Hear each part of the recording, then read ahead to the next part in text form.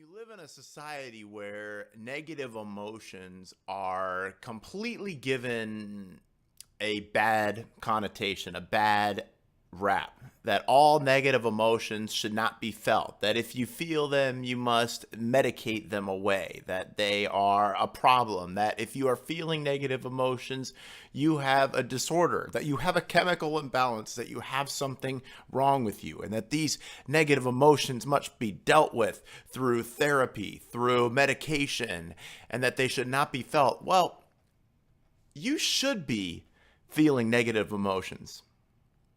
And when you do feel negative emotions, you should be trying to get down to why you were feeling them.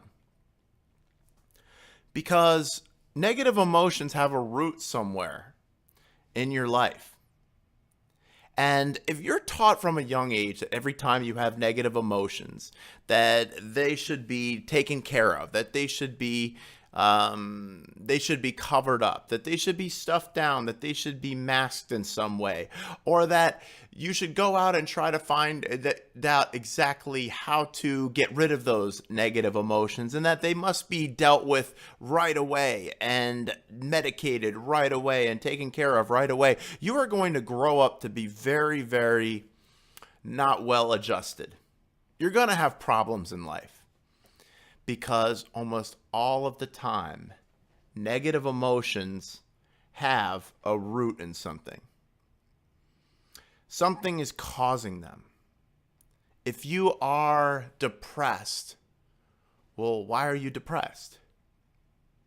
Why is it always called a mental illness? Why is it always called a chemical imbalance? You notice with these chemical imbalances, none of these chemical imbalances can ever be proven with a blood test, with a brain scan. They are just you going and talking to a doctor, telling him how you feel, and then he will tell you if you have a chemical imbalance.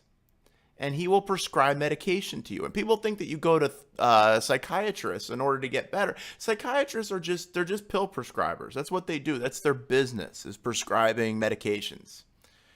Same with other doctors.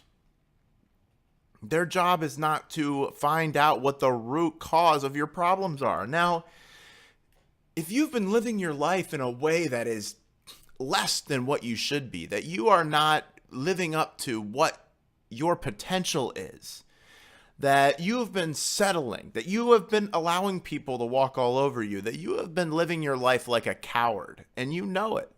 Like you have been living your life in a way that settles, that you've been living your life in a morally abhorrent way. You have been breaking God's commandments, and you have not been living the way that you should be living, that you are doing things that you know you should be doing, that you are being lazy, that you are not doing the things that you know that you are capable of doing, and you know in the back of your head you have the potential to do it, but you're too scared to do them, you're too afraid to do them. And then because of that, insecurities and depression and anxiety start to settle in. Add that to the fact that you were raised by parents that did not give you a sense of strong inner confidence, that they raised you in a way that caused you to have a lot of anxiety because they didn't trust you to do things. You had parents that coddled you. You had parents that were overprotective of you. Maybe you didn't have a strong father figure in the picture like so many kids do nowadays. Maybe you were raised to have these, because of these things, you already have these anxieties, and then you're living your life in a way that you know you shouldn't be living. So you seek to medicate these feelings, and then society backs it up by telling you that there's something wrong with you if you feel negative feelings. Listen to me, listen to this. Young man, negative feelings are a warning light. All they are is a warning light that something's not right in your life. They're there for your own good, to tell you when you're not living your life the way you should be. Let me give you an example. If you just murdered your best friend, chopped up his body, and threw it in the pieces into the ocean to be eaten by sharks, and then later that day you're feeling kind of depressed, is that a chemical imbalance? Oh man, I've got this I just murdered somebody, but man, I shouldn't be feeling this anxiety and this depression right now. I think I need to take some medication for it. I probably have a chemical imbalance. No, you just killed your best friend. You just killed somebody. Of course you should feel a little bit depressed. Big time depressed. Of course you should feel anxious. The cops are going to be coming for you. So little time is spent trying to figure out why you are having these feelings. Rather, all the focus is on making those feelings go away and making them go away fast. Because we live in a society of cowards today that can't handle any kind of negative emotions, that can't handle criticism. We've been taught we've been taught that bullying is the source of all these things. That if we could just force kids to be nice to each other and stop this bullying, then kids would grow up more well adjusted and not have these emotional problems. That is a flat out lie. That is not true. And I can tell you this because bullies have been around since forever. You will not stop facing bullies either when you get out of school. They exist out in the world too. And unless you are taught how to manage your emotions and to stand up for yourself, you're going to be bullied the rest of your life. It doesn't stop with school. And it's not the bully that's causing these emotions. It's your lack of confidence in yourself. So, having negative emotions, what I want you to do is to write down if you are dealing with negative emotions through the day, if you are having these problems, because this is the problem that all drug addicts and alcoholics face too. This is the problem. Just put anything with addict at the end of it. This is the main problem that they all deal with, is inability to deal with emotions, because they're using the drugs, the alcohol, the sex, whatever, as a shortcut around those negative emotions to get to more positive emotions right away. That's what they are. They're just shortcuts. And instead, to write down when you're having negative emotions through the day. And then get down to why are these emotions there. And a lot of times most of the time, it's stuff you don't want to have to deal with. It's stuff that society today says you shouldn't have to deal with.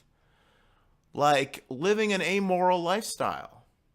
Living a lifestyle that's outside of what God intended you to be living in a selfish way. All these things will cause negative emotions for you. And they're there to help you. The negative emotion is there to help you, because if you just medicate that negative emotion and make it go away, you're not going to have any motivation to change the way you're acting in life. Why do you think drug addicts and alcoholics turn into such self-centered, narcissistic people? Because they're using those medications as ways to manage their negative emotions. So they will continue living in a selfish way. They will not modify their behavior, because instead of properly taking those negative emotions and then using them as warning signs that I'm not living my life right. Nobody wants to be told they're not living their life right, especially in Western society today. That's against the rules now to tell somebody they're not living their life right. That's being judgmental. We'll get to that in another podcast. But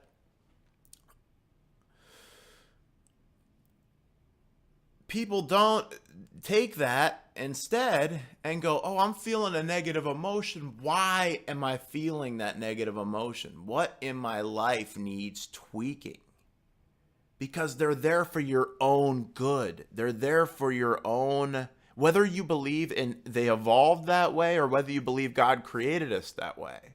I believe God created us that way, but say you don't believe in God and you believe we just evolved that way. Either way, those negative emotions, they serve a very specific purpose. They're not a chemical imbalance. Get that whole chemical imbalance nonsense pseudoscience out of your head, because it's not true.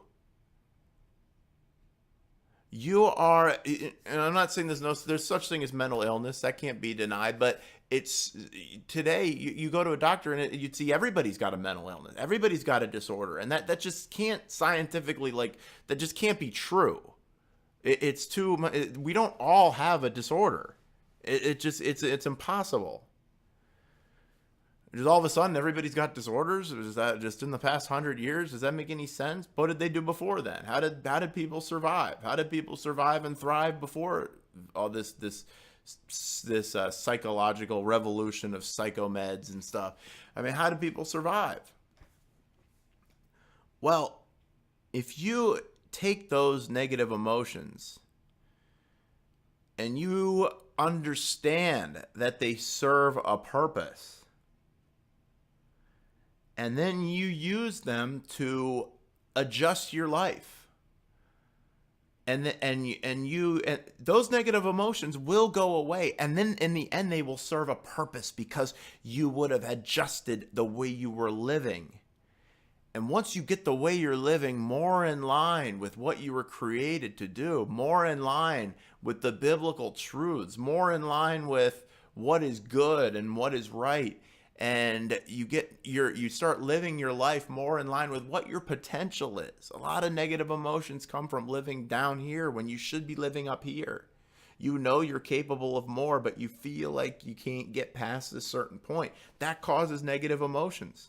And you can stay down and waller in this and medicate yourself and never get past that.